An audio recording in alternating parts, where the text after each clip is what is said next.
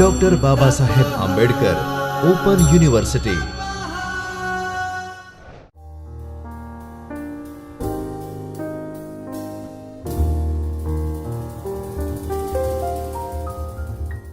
Hello students, I welcome you on behalf of Dr. Babasaheb Open University at Chaitanya Studio for BBA lecture series. We are dealing with Block 1 of your BBA, that is titled as Business Communication Skills. In Business Communication Skills, there are 10 units. Today, we are going to deal with unit number 2. Unit number 2 is related with vocabulary, and this vocabulary is titled as vocabulary extension. If we talk what is vocabulary, why it is required, and how it is to be used, then we understand the importance of vocabulary. Vocabulary is also known as glossary. Whenever you wish to construct a sentence in English language, you need to follow certain patterns, rules and regulations. Grammar is an important component.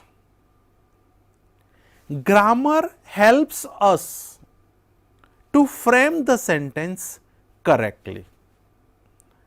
Now, if we wish to make this sentence more accurate, meaningful and purposeful to get what we expect from our listeners or the receiver, then we need to use correct words at correct place. Whenever you ask any Gujarati medium student or a person who is not familiar with English language, that why you are not in a position to talk in English language, what is the problem you feel that hindrances your fluency in English language? Then many of the students, particularly at undergraduate level, talks, sir, only one problem. That problem is related with vocabulary. We wish to say something, we want to communicate something, but we are not getting appropriate words. So that is why, if you wish to make yourself a good communicator, and communicator includes both the things, you have to make yourself a very good oral communicator and as well as a written communicator, and there vocabulary plays an important role. So let us see what are the objectives of this chapter. On this screen you can see it is titled as vocabulary extension. So that means you know certain things, we are extending it, we are adding certain things in it. What are the objectives? What you should learn or what you should be in a position to digest at the end of this lecture? Synonyms and antonyms, importance of idioms, importance of phrases and phrasal verbs, and use of idioms in sentences. So these are the 4 things. Let us focus on the first thing, synonyms. From school, students, you have been learning antonyms and synonyms, but let us try to define it and let us try to make it more concrete from understanding point of view. So what is a synonym? It is defined on your screen. Let us try to understand it while reading. Synonym is nothing but the similar meaning of a particular word or its semantic relation. Therefore, it is a word or a phrase that means the same as another word or phrase in the same language. So, one thing that you should be in a position to observe similar meaning. So, words having similar meaning are known as synonym. What is the advantage when we know synonyms? We will be in a position to speak, to write our sentences, our ideas, our thoughts in different ways, and that avoid any type of monotony in listening on the part of listeners. So, that is why synonyms are very important. But remember, each word has its own shade. So, the user of language must use a particular synonym for a particular word by knowing the whole concept. Let us take a few examples here. There are common words, students, you know it very well. I have selected very common words, but how they are used by another word called synonym. The word smart. If somebody tells you you are smart, I can say you are clever also. So, the word smart has been replaced by clever. It is a synonym. Clever is a synonym of smart. Another word, important, essential. You are good.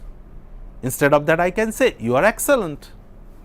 Stupid, you are dumb. You don't know anything, you are stupid, but I can say you are dumb. Irrelevant, something that is not related. If something that is not related, another word could be useless. So, irrelevant, useless. Complete, perfect. Bad, inferior. Interesting, fascinating. Exact, specific.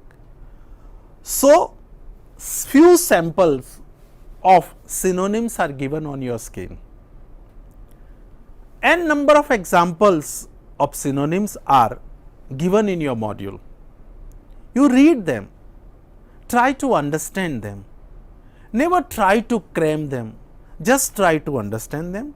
Use them in a sentence on a regular basis, and slowly and gradually you will be in a position to not only understand, but you will start using them in a sentence with a lot of comfort.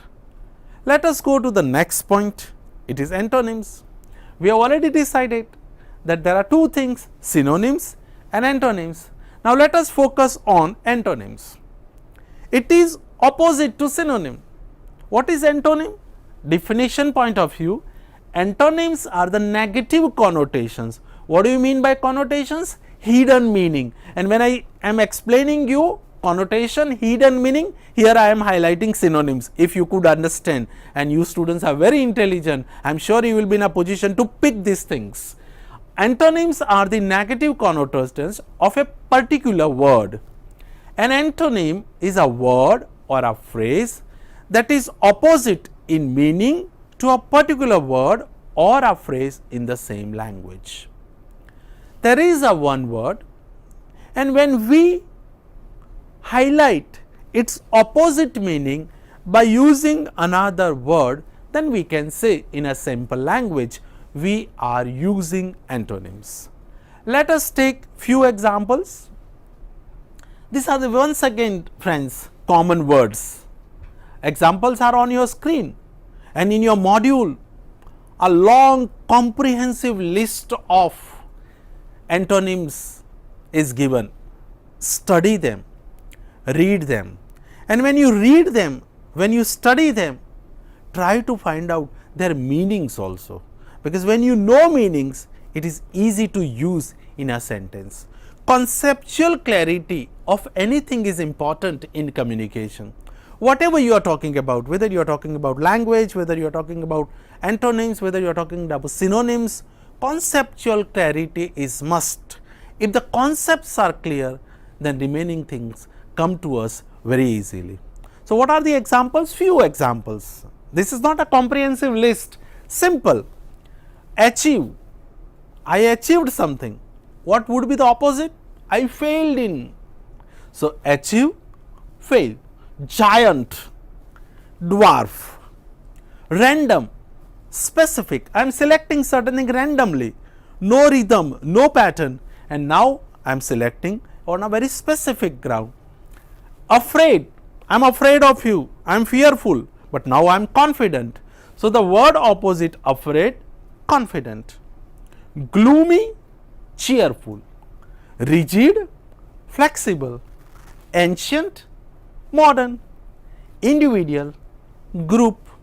Shame, honor. So, these are examples of antonyms. Let us go ahead in our vocabulary section, and you will be understanding the thing that there are other important things to make your language more figurative, more impressive. Idioms, another component of vocabulary. What is idiom? Technically, if we try to define idioms, then we can say idiomatic expressions are common phrases or sayings whose meanings cannot be understood by the individual words or elements. Idioms are group of words arranged in a very systematic way. We cannot understand that idiom if we try to segregate each word, separate each word and then understand, we will fail. Idioms are to be understood in totality. Idioms make your language figurative. It makes your language effective. It creates, it communicates that kind of impact on the listeners that the speaker has a very good command over English language. Idiomatic expressions are also non-standard speech, slang or dialect that are natural to native speakers of a language. What do you mean by native speakers of language? The speakers who speak a particular language from their birth, they are known as native speakers. Suppose if you are born and brought up in Gujarat and Gujarati is your mother tongue, then you will be in a position to use idiomatic expressions very easily with comparison to the speakers of other language. Same rule is applied to us when we do not know English language, when we are not born and brought up in English environment, then for us it may be little bit difficult, and that is why we have to pay attention. Thus, idioms come naturally to native speaker of a language. Therefore, using idioms in one speech shows one mastery of the language. It indicates your mastery over language. There are numerous idioms in language, in any language, but right now we are focusing only on English language. Long list. You can have a full dictionary of idiomatic expressions, but let us take few examples. Here, get your goat. Now, this word, it is a phrase 1, 2 and 3. It is a combination of 3 words.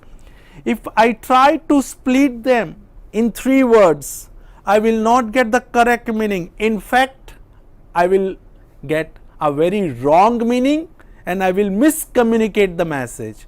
That is why, as I told you earlier, it is to be studied in totality.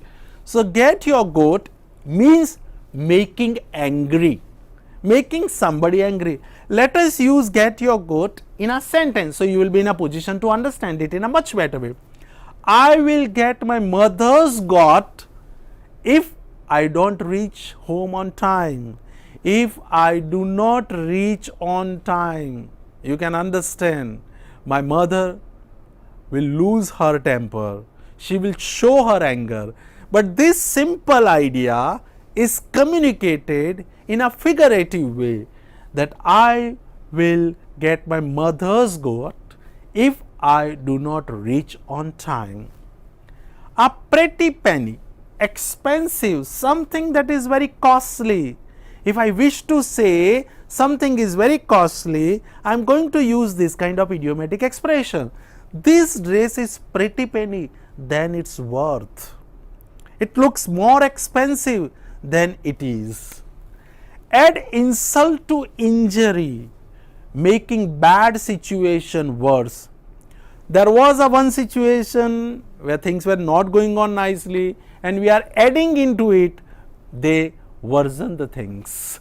So calling Shikha to resolve the matter was like adding insult to injury. Root and branch, formal or formally, something that is concrete, something as per the rules and regulation.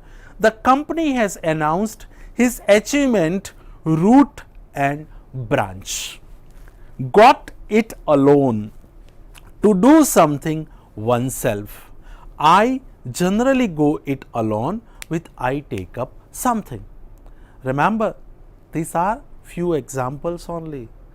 There is a long list, and as you start using them, you will be very comfortable in using them.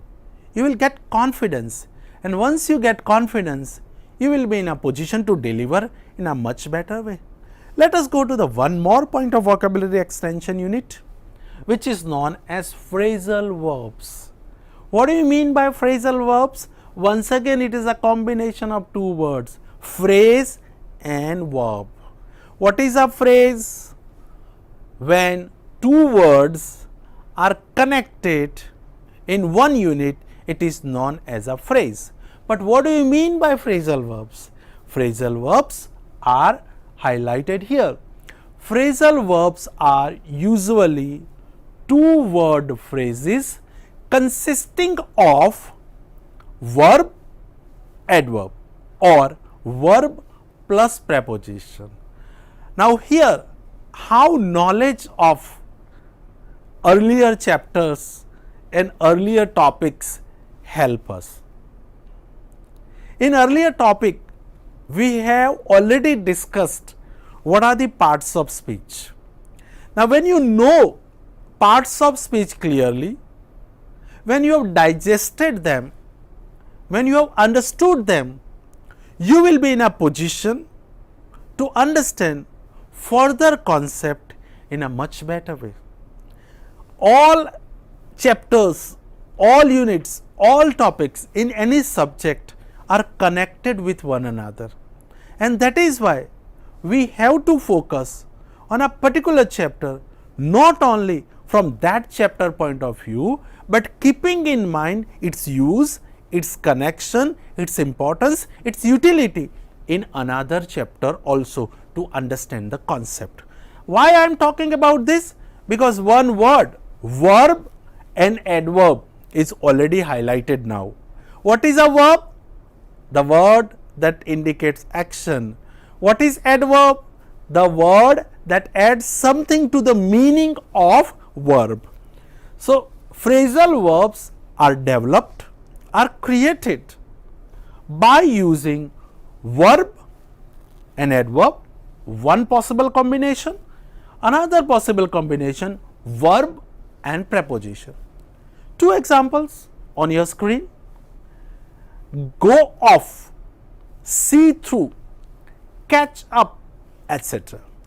Now here you can see different two words in a one unit. Go off. Go is a verb. Off, preposition, as we studied earlier, something that shows the position. Go off, see through, catch up, etc. For the same verb, the meaning go on changing when you change the preposition after the basic verb. Think of them as you would any other English vocabulary. Study them as you come across them, rather than, pay attention here, rather than trying to memorize many at once. There is a long list.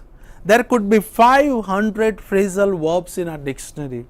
How will you be in a position to memorize each and every word? Then what is to be done? A very simple rule for remembering anything is start using them in a practice.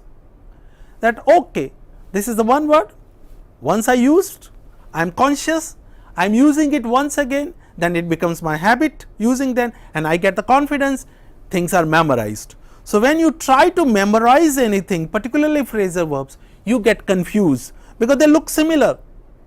You will see in the next slide that they look similar, but a one word changes the meaning. So that is why I am once again highlighting the last line.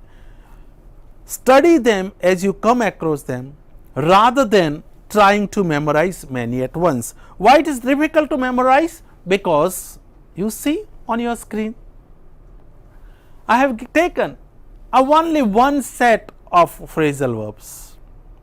In your module, number of sets of phrasal verbs are given, but here a few examples of phrasal verbs. Now see 1, 2, 3, 4, 5. In first column of phrasal verbs, all the verbs start with one common word, break. Now if I use the word break everywhere with the same concept, I will miscommunicate my message, and that is why we should know phrasal verbs.